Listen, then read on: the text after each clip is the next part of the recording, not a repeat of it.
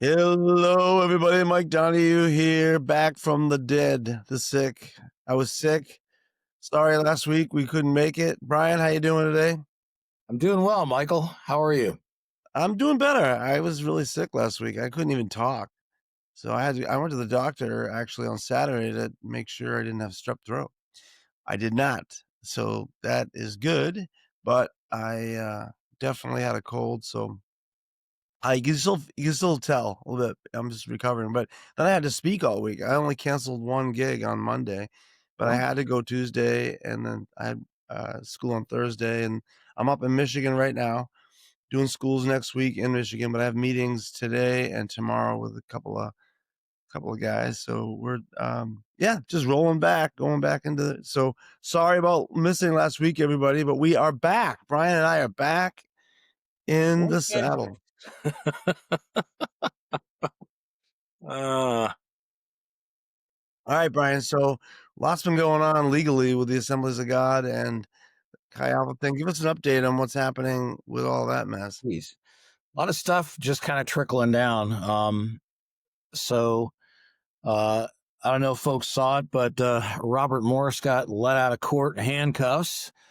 Um, I believe it was yesterday, maybe the day before, and I think he's probably pretty lucky. I think he got 6 months in jail and then an extended probation, something like that, for sexually abusing a minor. I mean, apparently, the social mores in this country are changing, Mike.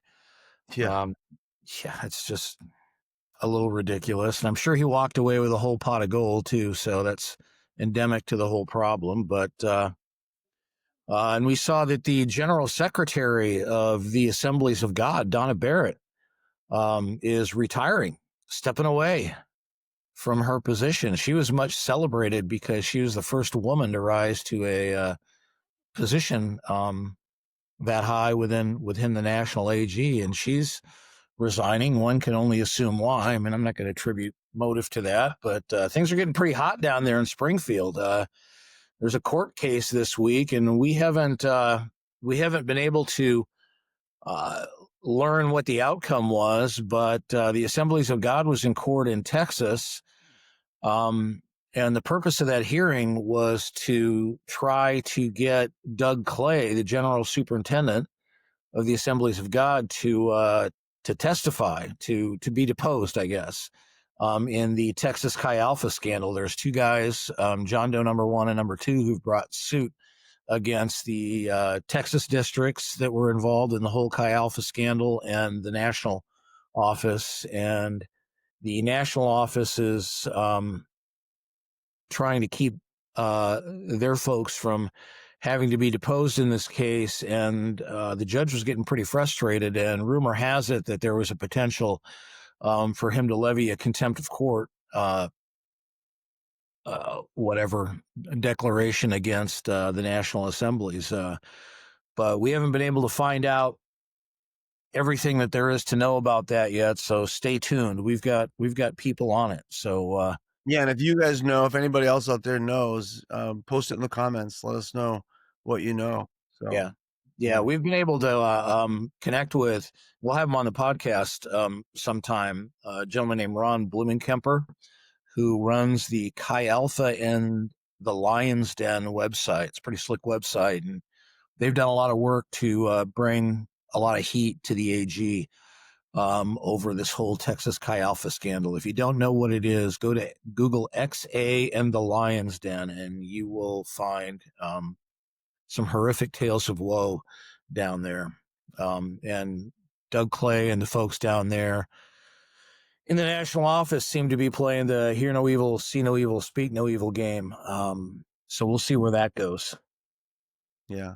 Well, I'm hoping that this pressure from all sides, it seems like it's coming from all sides, and I don't think it's done yet. I think there's more. And, I hope it does. I'm gonna be honest with you though, Brian. I've lost my hope in the Assemblies of God years ago. So it's not like I'm sitting here on pins and needles hoping that, something happens. I hope something happens for the victim's sake. I hope Well, that justice is served, but any hope of of this becoming, um, a, linchpin or some kind of a, um, motivator for them to change. I People don't change, Brian. People, and I'm putting my South Boston hat on. People are bastards. Like, Humpty Dumpty was pushed. I know I'm a little skeptical, but the bottom line is, it people don't change unless there's motive, and it's Yeah. usually money and power. So, Yeah. if they lose some power, I'm happy about that because maybe, the next generation of because this generation blew it. My generation, the Rick Lormers, the Rod Whitlocks, like we've mentioned, all those guys, it's money to them. Genie, it's money. It's all money and power and influence. And Doug Clay just went along with it. Whether he was culpable or not, who knows? They'll find out, I guess. But I've lost hope in any of these people because they preach that, Jesus is the number one. The humility of Jesus Christ is the motivator, but it's not. It's money, power, influence. It's all worldly, and so I have no hope for Yep. that to change with these guys. Hopefully some people coming up will will change it, but I agree with you, Mike. What we have here is the largest Pentecostal denomination in the world, and we have just serial cases of abuse of all different kinds coming out. You have a national office that won't doesn't seem to want to even hold their district heads accountable to clean up the house. And to me, they've gone so far afield, Mike, that they've become a corporate enterprise. Right? They become a corporate enterprise. It's a system of power, um, and it's a system of revenue generation. Um, and I don't think that they can change. I think that the end is near for them. I'm not saying that they're going to just disappear off the face of the earth, but uh, I want I, my hope is that their influences really diminish as people see them for what they are, and most importantly, for what you said, Mike, that the victims are somehow justified because the system of power that kept them in the dark and kept them on the sidelines and kept their voices quiet and didn't respond to their pleas and cries for help is brought down, and these guys got to go find another way to generate their next buck. But I yeah, do totally believe that, Mike. It's become an industry, and Jesus isn't the point. Jesus is their mascot. Jesus is a prop. And I know that sounds really cynical to some of you folks out there. At the end of the day, and I'm talking about the national organization, I think that's what we have here. There's good people in that organization, I'm sure, at the grassroots level, but in terms of the whole game, yeah, I think they're done. And frankly, if I were an AG pastor, I'd say see ya. yeah, We're gonna go do something else. We don't want to be associated with you anymore. yeah. That's what I would do. And I do know some good ones, and my heart goes out for that to them, those guys that are trying to do it right, and they really do care about people. They're in it to shepherd people Right. and to shepherd them through some nasty stuff in their life, like divorces and, relationship stuff and kids going crazy and kids dealing with the internet now with all the social media stuff that I'm in the middle of because that's my world. And, and that's such a slap in the face to me is here I am out here trying, I can't I got letters from kids this week saying, "Thank you. I wanted to kill myself and, your words helped me." I'm not trying to pat myself on the back. I'm just saying the need is so great. And then they're up there, and here's Doug Clay down in Springfield litigating abuse cases when this energy and this money and this influence should be going towards shepherding people, but now they're putting out fires because they let these fires go. They let this stuff go years ago. The small foxes ruin the vine. So are you guys surprised now? You're shocked that all this stuff's going on? 30 years ago, people were telling you about Genie. 40 years ago, people were telling you about some of these things that were going on. And then when the little things started coming up, You just kept putting them under the rug. Well, God's not gonna be mocked. So keep doing that. Go ahead. And you're gonna find yourself, you'll retire and you'll be down in Florida and and you'll have all your pastor friends that close their eyes too. They'll put you in their pulpit and you can make your $10,000 a week preaching some, whatever you're gonna do, but you're not an influence. You didn't change this generation. You didn't do what you set out to do, Doug, back when you started doing this. You didn't. I met you. I met you in Des Moines. I met you when you were a youth pastor in Des Moines, and I remember having a conversation with you. I was an intern for the church in Bellevue at the time, and I was working selling sandwiches for quick sandwiches in Omaha, and we had a route in Des Moines, and I stopped in and talked to you, and I remember being impressed with you. I remember being, you know, impressed with what your goals were and what happened, Doug? It's money, power, influence. You've gained about 40 pounds. You're, I mean, I don't, no offense, but we all gain weight. But my God, like you just got soft. You got soft, and that's what they all do, Brian. They all get soft. Yep. Rick is soft. These guys that started out as warriors, as men that wanted to change the generation. They just got, they got captured by the money. They got captured by the influence. They got captured by, worldly things. And then they want to say they're different than the world. No, you're not. You're nothing. You're not different at all. You're Yeah. exactly like them. You're just throwing your, your Christianese on top of it to make it sound like it is, but it's bullshit. Right. So, and we know it is. We know it is. So We know it is. Yeah. Yeah. And we again, we said this on the podcast, but if you're gonna, if you're gonna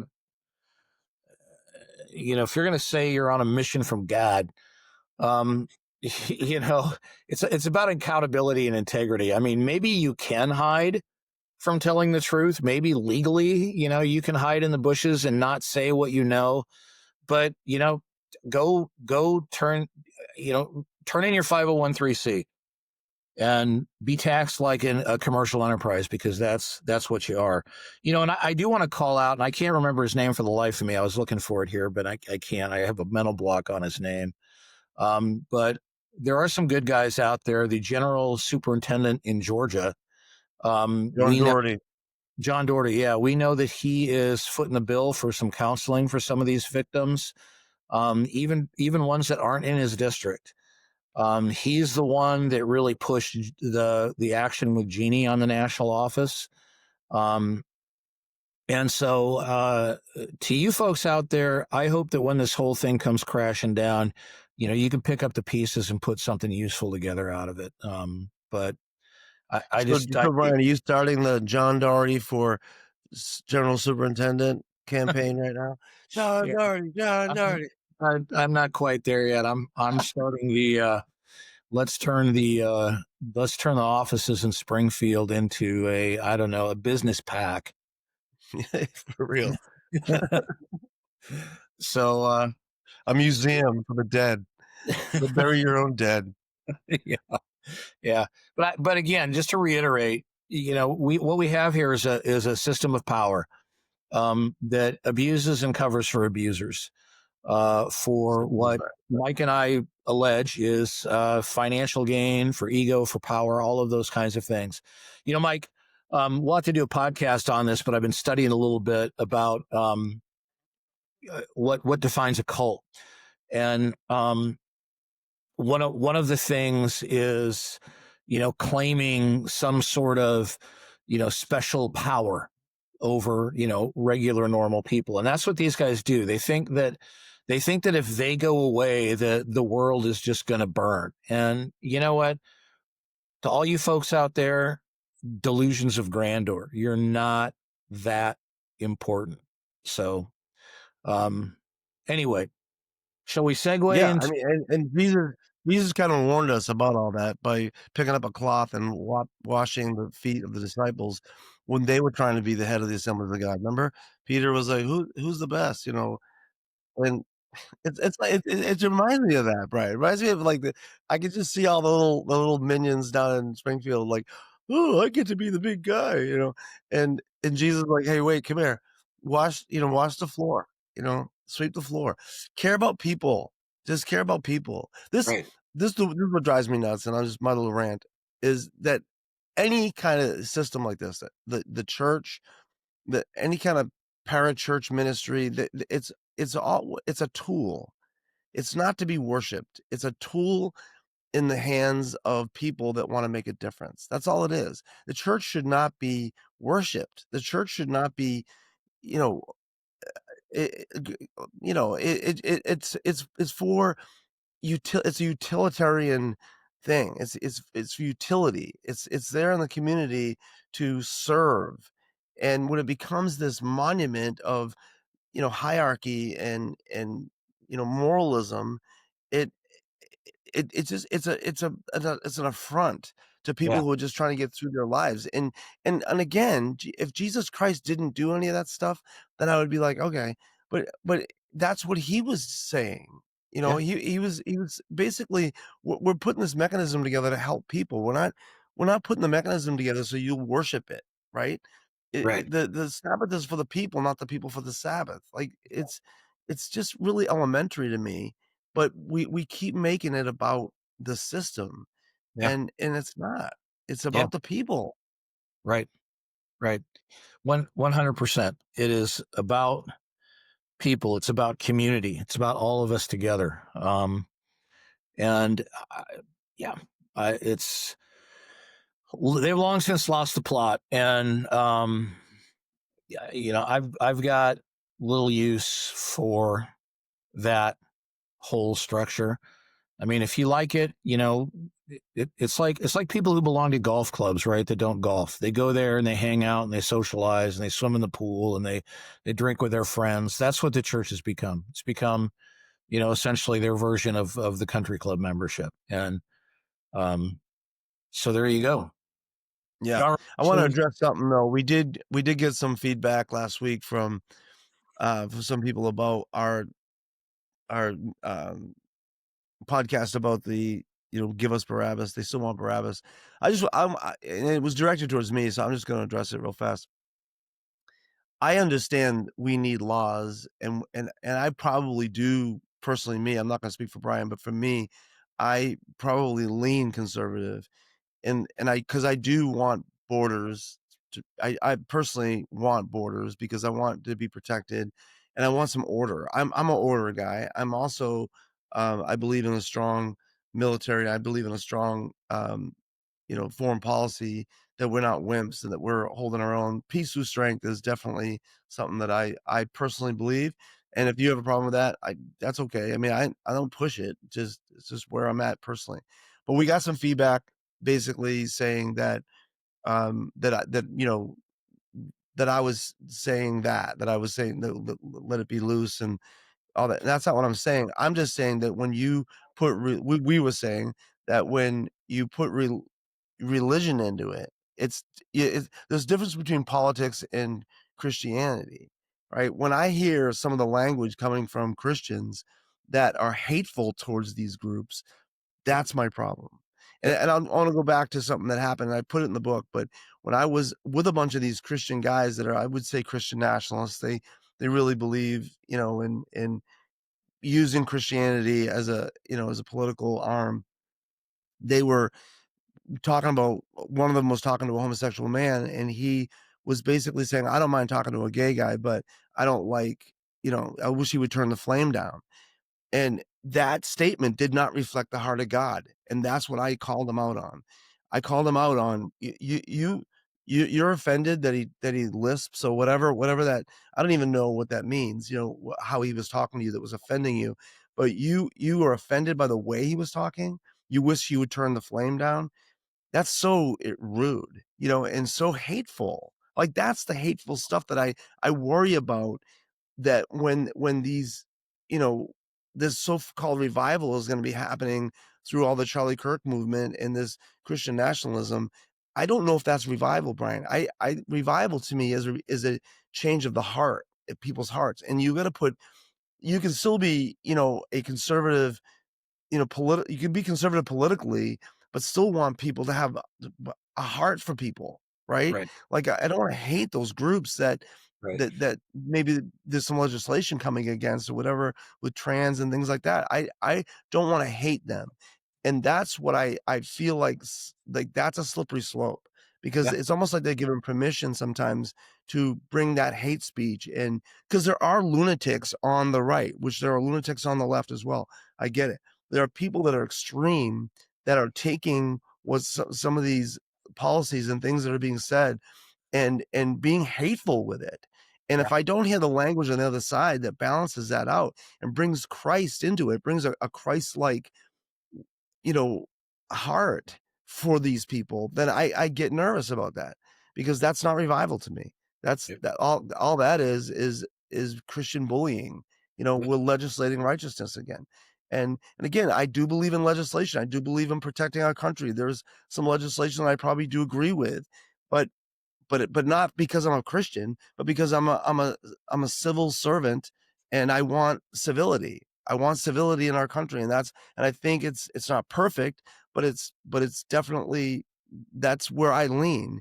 But I don't not because I'm a Christian, but because I believe in civility. And so that you can't I don't know, like mixing those two just gets me nervous. Yeah. And here's the thing is that I do not believe Jesus was ever interested in bringing about transformation through the political system. He said, render under Caesar, right? When Paul talks about, you know, be careful to obey the authorities, he's saying, look, don't get yourself killed. That's my understanding of those verses, right? Um, I believe as a follower of Jesus that our primary mission is to love our neighbor as we love ourselves, in the social world. And that's our weapon, right? That's our weapon. Our weapon is love. Um, and if we think that we can bring about transformation by forcing if you think I'm not in this boat, but if someone thinks they can bring about transformation by enforcing their moral code on the country through the force of laws, then they've lost the plot. Go ahead and do that. I mean, if you want to be in the public square and you want to do that, that's fine, but take the fish off it. Just say, this is my opinion. This is what I'm for. This is what I want to do. And if hate is an element of your movement, then it's not Jesus like. It's antichrist. I mean, hate is Right. against Christ. And that's the problem. That's the problem that I have. And here's the thing, Mike. This is my observation. People are losing the ability to have nuanced thought. That's why these things are so hard to talk about. It's not black and white. There's a lot of gray area in between. I have a good friend who, standing at a distance, if you looked at his political stance, you would say that, he's, like, you know, anti-immigration, whatever that means, right? But he knows a lot of Hispanic people. He's put faces to them and he sees that it's a very complex problem and that these are people and we need to deal with it with compassion. We need to deal with it with reasonability. On one hand, we can't let people come streaming in, just willy nilly. This is, I'm not endorsing my opinion here. I'm just talking about what I observe. But then on the other hand, it's like, if you invite somebody into your house, they're still human beings, right? The point I'm trying to make here isn't to define a policy. My point here is that these are people. And as Christians, we need to care about them as people at least as much as we care about, maintaining order and civility. That's all I'm trying to say. And let's not go around, like I said, spending our lives campaigning to pass laws to force our moral code. If you're a Christian, you want to be active in the public square, fine, go ahead and do it. But just don't act like you're on some holy mission by trying to force people to behave like Christians, because good luck with that. They're not going to do it. Right, and don't say this is revival because it's not. I mean, look up what revival really is. It's people having an inside out change, not an Yeah. outside in change. Yeah. Like if if you legislate morality and people go with your flow because there's leverage you have legally, that's not revival. Revival is inside out, like people changing from the inside out. And that's what I'm interested in. I'm interested in that. Now, I am probably conservative and I do want civility. So on that side of things, I do believe in some of that stuff. But do I think it's revival? Do I think it's really what my mission is? No. My mission as a Christian, like you said, Brian, is to love my neighbor as myself. And when back in the day and when Jesus was talking about that, he said you need to love your neighbor. They said, "Well, excuse me, who's your neighbor?" And who's our neighbor? And he what did he do? He went to the people. He probably looked at the guy that said it and went, "Who's this guy? Who does he have a problem with?" The Yeah. Samaritans. So he told the parable of the story of the good Samaritan who saved the day, right? Who basically cared about somebody who was beat up and downtrodden. And so that's I mean, just put it in modern day. So if we were in a public square and somebody said, "Who's your neighbor?" If I looked at that crowd and said, "You need to love your neighbors yourself, Christian," and they said, "Well, who's my neighbor?" I'd say the trans guy. That's your neighbor. He lives in your community. He's a human being. I'm Right. not saying you let him get away with whatever he's getting trying to get away. I'm not saying any of that. I'm saying love him, whatever that means to you. Right. And loving him doesn't mean putting him in a box and making him like you. Loving Yeah. him means understanding where he's coming from, what happened to him. Let's see if we can get some help. Let's see if we can get some understanding going. And I know it's complex. I know it's not that easy. I get that. But Jesus didn't call us to like just take a white brush and splash it on the world and go, hey, you know what, clean up world. No, he said, get in there. Get in there, shepherd these people. Get your Mhm. hands dirty. Love them where they're at. Yep. And maybe you can see some transformation that way. But you're not going to legislate righteousness. You're not. No. And whatever your personal moral code happens to be, we all have one. And I'm not going to criticize you for having one, but whatever that happens to be, um, that as a follower of Jesus, that doesn't exempt us from loving people. And loving people doesn't mean, let's say that I will only wear yellow shirts. And your moral code says that wearing yellow shirts is offensive.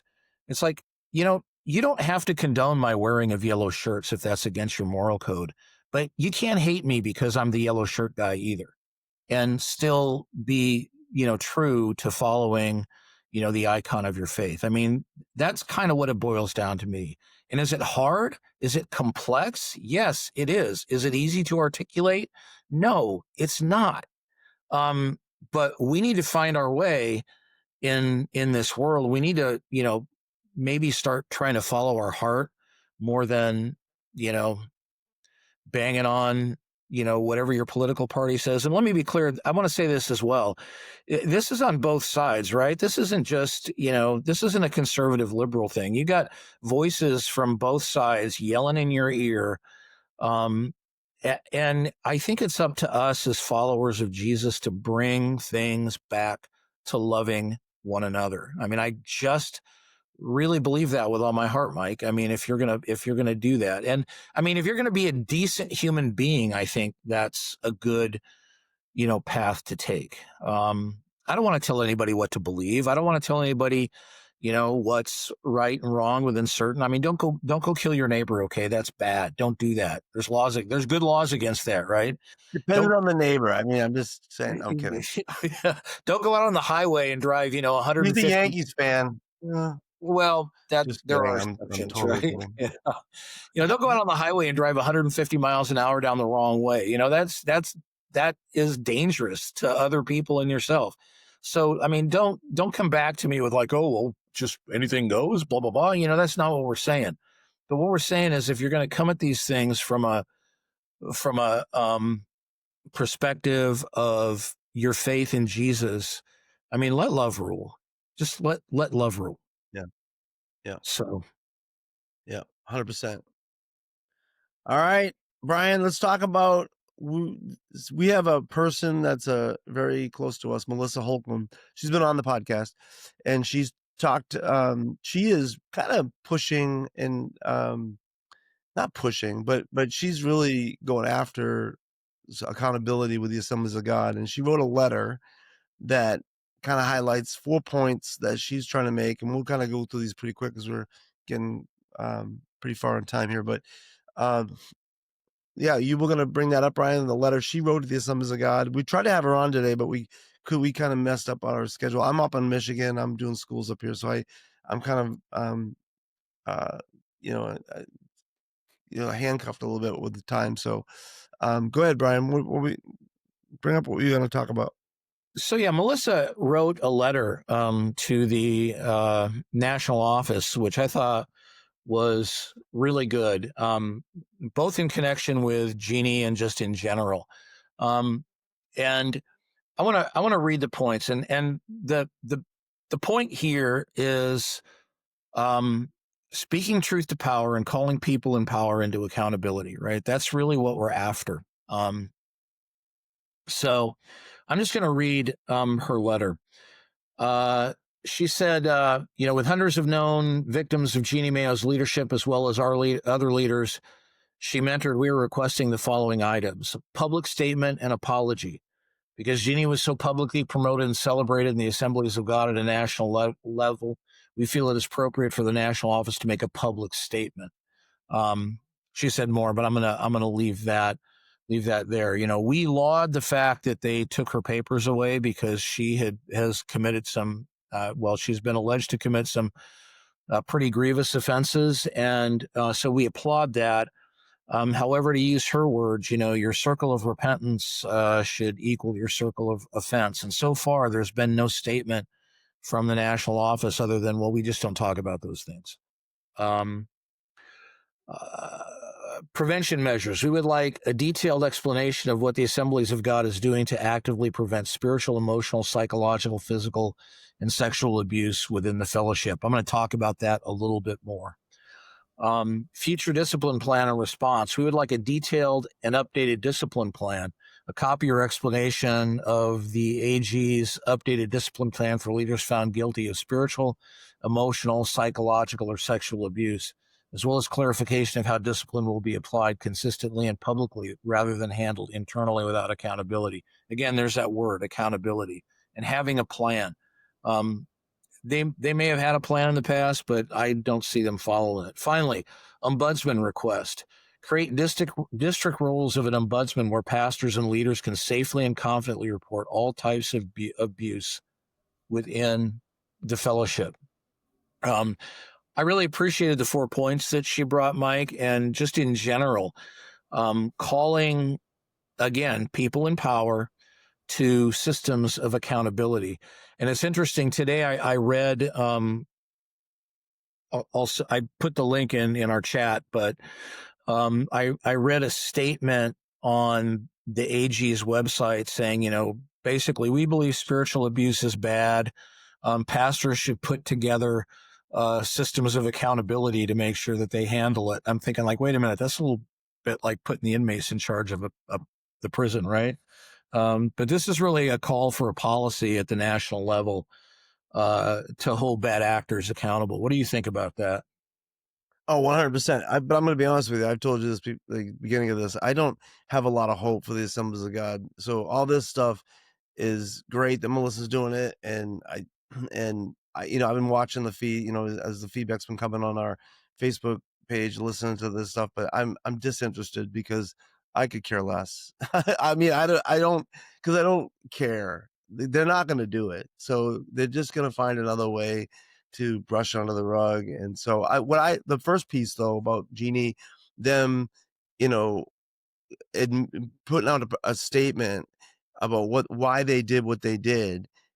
If they did that, I might perk my ears on the other stuff, because then I'd be like, all right, well, they're gonna own it, because if they do that, if they come out and say this is what we did because of what she did, then they're opening themselves up legally, probably. I mean, I'm not a lawyer, but I'm gonna say that they probably they're hoping that they can just make their their decision to pull her papers and it'll all go away. I don't know if there's any backdoor deals going with her. as far as, okay, we're going to take you out, but we're going to do this, this, this. We're not going to do this, this. Who knows? Because they're friends. I mean, Doug and Jeannie are friends. So there's some backdoor deals, I'm sure. I mean, I don't know for sure, but I'm gonna guess. So those things, if they come out with a statement that really hurts her and publicly like denounces her, I would be shocked. I would be shocked. And then again, the rest of the stuff I'd probably perk up and go, "Oh, I'll listen now," because they put their money where their mouth is, but they're not going to do that. So, Right. good luck, everybody. Yeah, tend to agree with that. I, I think they're in damage control mode, and putting these things in place that Melissa is asking for, again, it creates a system of accountability that they have to abide by. I have a document. It's basically a 4-page document, 3.5-page document of a draft for disciplinary guidelines for misuse of spiritual authority. It's still in draft form. It's being circulated within the AG. It's actually pretty good. But what it comes down to is, are you going to enforce this? Right? Are you going to enforce this? Or are you going to write it, and are you going to leave it to the local pastor, or even the local district person, whoever that might be, to enforce that? And I wanted to ask you a question. I was thinking about talking about this to you today. I wanted to ask you a question. Let's suppose, Mike, you were working in one of your churches that you were in, in one of your roles. Okay. So you were the youth director or whatever. You were a staff member in one of those churches. And let's say it wasn't even the head person. Let's say that there was a popular, influential person on staff who you knew was, had great favor with the leadership, and they committed an offense that you felt was worthy of addressing. What would it have been like for you in any of the situations that you were in to confront that and to deal with that? Would that have been an easy thing to do? Were there mechanisms in place for you to do that, or would you have felt like you were taking a great risk for your own status in doing that? Well, that scenario actually played out so a couple times. So, because anytime you're dealing with people and pastors and their kids, and you know stuff, right? You know stuff. You find stuff out, and kids will talk to you if they're dealing with stuff that's going on. They'll come talk to you, and I've had several times. I've gone to the people. I try to follow Matthew 18, so I go to the person first, and go, hey, I heard this or this is going on, um, and it's scary. It's scary because if they don't want to look at it, then you do have to bump it up to the next level. And when you bump it up to the next level, that's when things get scary. Because what if that senior pastor and this staff member are friends, which happens a lot.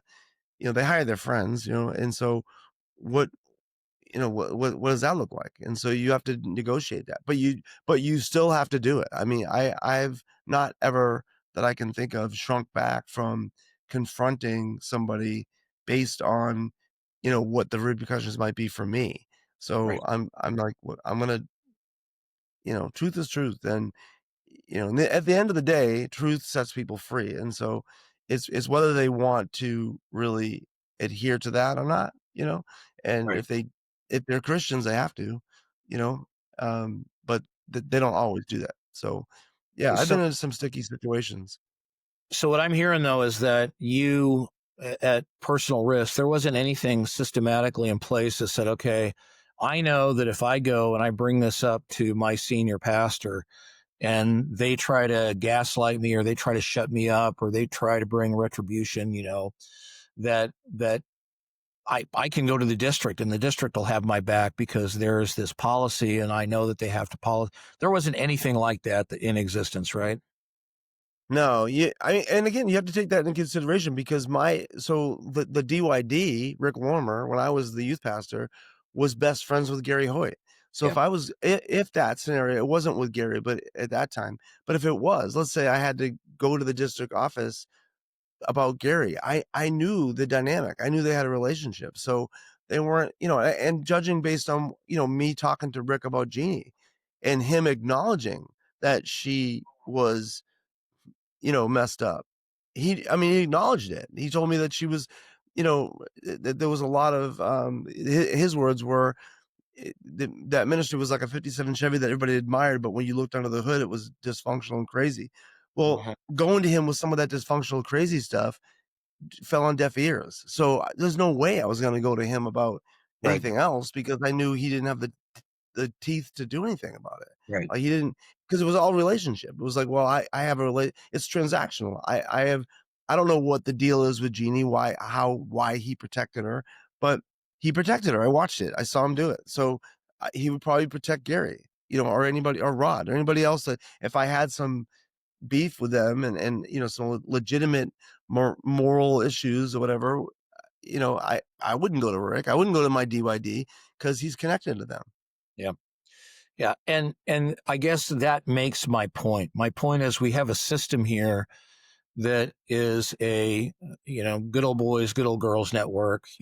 My friends are, I, I, my friends are all in these positions of power, but there's really no systematic. Well, let's call it what it is. If you're a whistleblower, you're out on your own. I mean, you're standing on the edge of the plank and there's sharks in the water. And, you would hope that you wouldn't need that kind of a thing in these kinds of organizations. But I mean, it's painfully aware. We're painfully aware that we do because um, people aren't always acting in integrity.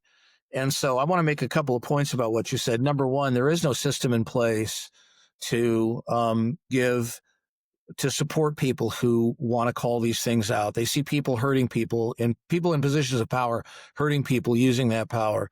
Really, it's up to their own integrity and their own courage.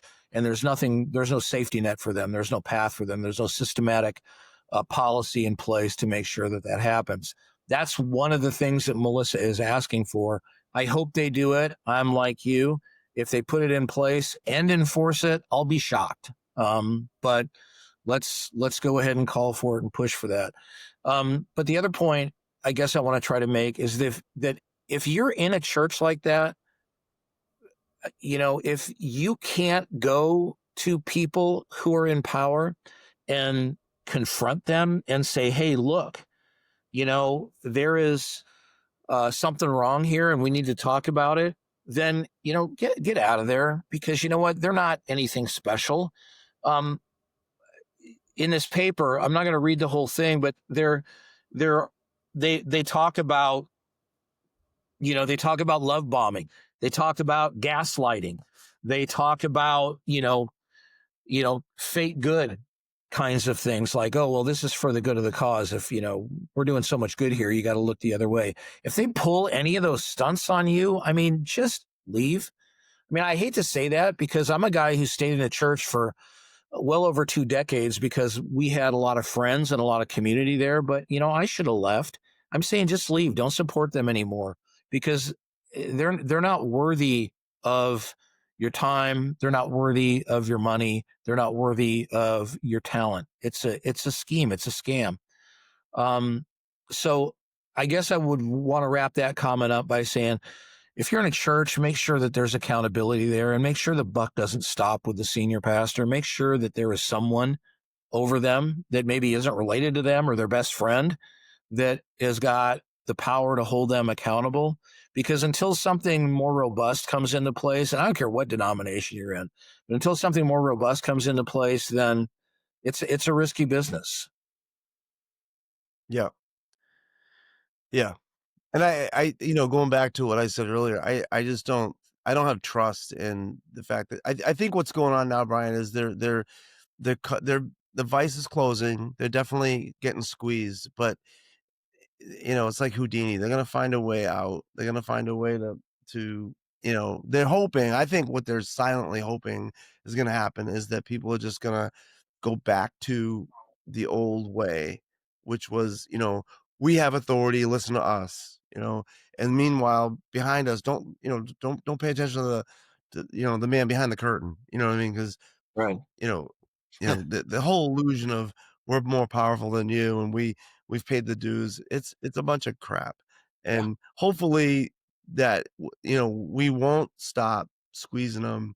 We won't stop trying to, get them to, be held accountable. I was thinking about what you said about, the whole when I was around and, with the mechanism that was in place. That's why I got out. I've said this before, but that's why I got out of it because I knew I wasn't protected. I was there was some stuff going on in the church when I was there that, at my last church in Bellevue with the Hoyts. I mean, there was some cover up stuff going on with key people in their lives, and I knew I couldn't go to Gary with it. I mean, go to the DYD with it. I knew I couldn't go because they were all in cahoots with each other. So, Yeah. and there was some stuff that probably should have been turned in, but Yeah. that they were covering up. They were covering up sexual sin with people in the church, and it was, Well, yeah. let me I mean, give I you, want to be careful here because, it was but a, they were. And if they it, wanna have a problem with it, if they wanna, if they wanna come on here and explain that, they can. But I was in the room. So when this some stuff was going on, and I remember thinking, "I'm not protected here."